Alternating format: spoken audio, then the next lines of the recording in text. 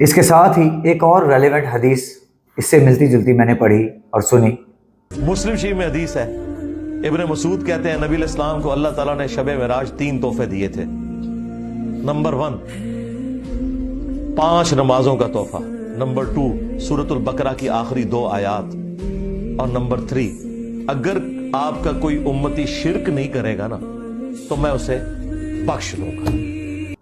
کہ اللہ تعالیٰ نے نبی کریم صلی اللہ علیہ وسلم کو معراج شریف پر جب تشریف وہ لے گئے تو 3 تحفے عنایت کیے، جن میں نمبر 1 5 نمازوں کا تحفہ، اور نمبر 2 سورہ بقرہ کی آخری 2 آیات، اور نمبر 3 اگر محمد صلی اللہ علیہ وسلم کی امت میں سے کسی نے شرک نہ کیا ہو تو اللہ تعالیٰ اس کو بخش دیں گے۔